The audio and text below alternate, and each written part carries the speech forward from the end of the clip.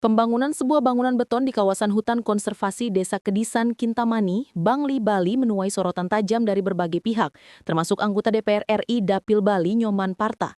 Saat meninjau langsung lokasi, kritik keras disampaikan oleh Parta terhadap Balai Konservasi Sumber Daya Alam Bali yang dinilai telah membuat keputusan keliru dengan memberikan rekomendasi pembangunan di kawasan yang semestinya dijaga ketat.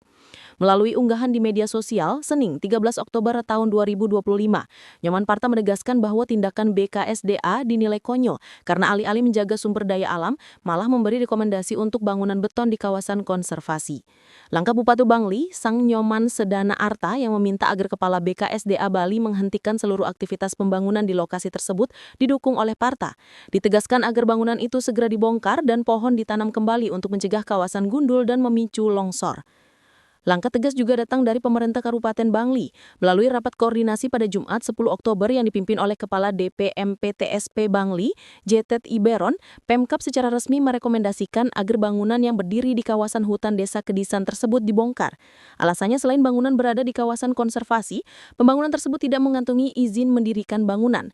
Dijelaskan bahwa meskipun pemegang sertifikat standar dari Kementerian Lingkungan Hidup dan Kehutanan memiliki izin usaha penyediaan jasa wisata alam, izin itu dinilai tidak mencakup pembangunan fisik permanen seperti bangunan beton untuk rumah makan.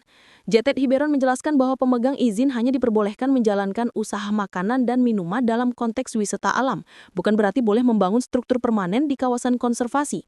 Penolakan keras juga datang dari warga dan pemerintah desa setempat. Perbekal Desa Kedisan, I Nyoman Damayana, mengaku tidak pernah mendapat sosialisasi terkait pembangunan tersebut dan ditegaskan bahwa warga Kedisan merasa keberatan. Gamayana juga mengingatkan resiko yang dapat ditimbulkan dari pembangunan di atas kawasan yang terhubung langsung dengan pemukiman warga di bawahnya. Disampaikan bahwa resiko longsor dinilai sangat besar jika hutan digunduli untuk bangunan dan akan langsung berdampak pada keselamatan masyarakat. Untuk mencegah kejadian serupa di kemudian hari, pentingnya koordinasi yang lebih ketat dengan BKSDA ditegaskan oleh PMK Bangli.